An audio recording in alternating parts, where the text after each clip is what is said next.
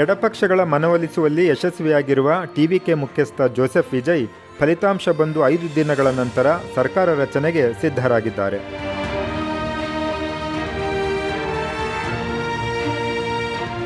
ನೂರ 18 ಶಾಸಕರ ಬೆಂಬಲದ ಪತ್ರದೊಂದಿಗೆ ತಮಿಳುನಾಡು ರಾಜ್ಯಪಾಲ ಆರ್.ವಿ. ಆರ್ಲೇಕರ್ ಅವರನ್ನು ಶುಕ್ರವಾರ ಸಂಜೆ ಭೇಟಿ ಮಾಡಿದ ವಿಜಯ್ ಸರ್ಕಾರ ರಚನೆಗೆ ಹಕ್ಕು ಮಂಡಿಸಿದರು.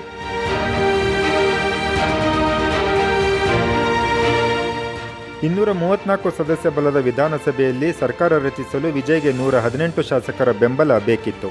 ಆದರೆ ವಿಜಯ್ ಅವರ ಪಕ್ಷವಾದ ತಮಿಳಿಗ ವೆಟ್ರಿ ಕಳಗಂ ಅಂದರೆ ಟಿವಿಕೆ ಗೆದ್ದಿದ್ದು 108 ಕ್ಷೇತ್ರಗಳಲ್ಲಿ ಮಾತ್ರ.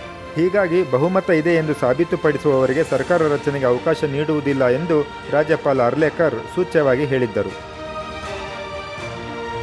5 ಶಾಸಕರಿರುವ ಕಾಂಗ್ರೆಸ್ ಈಗಾಗಲೇ ಟಿವಿಕೆಗೆ ಬೆಂಬಲ ನೀಡಿದೆ. ಇನ್ನು ಎಡಪಕ್ಷಗಳಾದ ಸಿಪಿಐನ 2, ಸಿಪಿಎಂನ 2 ಮತ್ತು ವಿಸಿಕೆ ಪಕ್ಷದ 2 ಶಾಸಕರು ವಿಜಯ್ಗೆ ಬೆಂಬಲ ಘೋಷಿಸುವ ಮೂಲಕ ಮೇಲ್ನೋಟಕ್ಕೆ ಬಹುಮತಕ್ಕೆ ಅಗತ್ಯವಿರುವ ಶಾಸಕರನ್ನು ಒಟ್ಟುಗೂಡಿಸುವಲ್ಲಿ ವಿಜಯ್ ಯಶಸ್ವಿಯಾದರು.